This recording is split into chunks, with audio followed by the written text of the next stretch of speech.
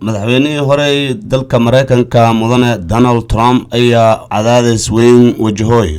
taasoo asaga mar walba maxkamad ka samooqday ee dalkan Mareykanka taas ayaa ka tilmaamay madaxweyne Trump in asaga cadaadis xoog leh kula kulmay xukuumadan mudane Joe Biden bishii 8 taariikh 3 ayaa ahayd madaxweyne Trump in asaga ka samooqdo maxkamad kiyaale ee wadanka Mareykanka gaar ahaanba Washington DC taasoo asaga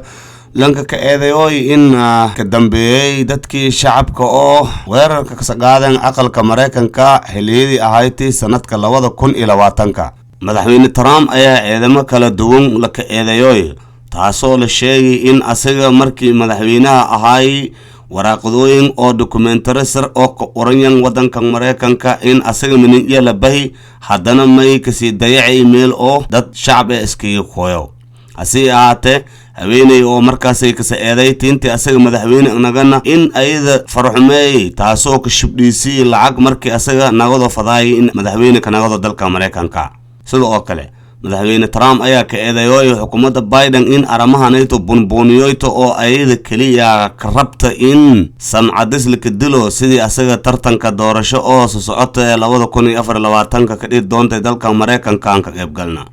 madaxweyne Trump ayaa sheegay in xukuumadda Biden eed bunbuniyoyan balse aan rawayn in ayaga ka mashquulan onogshay hanti Biden la dhahaw in eedan bilaaran kiyaala taasoo asagna farshal ka tilmaamay in musuqmaasuq badan ka jeesadii balse madaxweyne Trump ayaa dhahoy in aramahanayto lanka adeegsadooy in la ka awood sareeyo taasoo asaga ka tilmaamay in awood lanka ka sheegadoy Trump ayaa anka janjeexoyn mar walba asaga maxkamadda ka muuqdo in qodbad dadka asaga taageersan injeediyo taasoo asaga markaasay wacadka marooy in mar la dooro doono oo haddana mar dibsag nagada doono sidoo kale shacabka ayaa mar walba qodbadiisa anka lifaaqoy in haddii lacala sidaas asaga la kahiro in ayaga mudaharaad qaadan mudaharaadkaas oo rabshahan wadadayna marka dadkeena Soomaaliyeed oo ku noolyan ee dalka Mareykanka may casharka barada qoraadayaan way aramaha noocan oo kale markii dawladii naftarshabo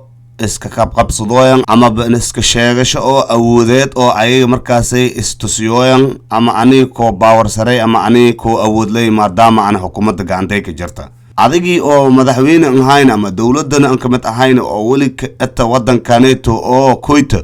iyo haddana may kinkasi daranye falal dambiyaad oo dawladda markaasayto oo lidka eta suubiyaasa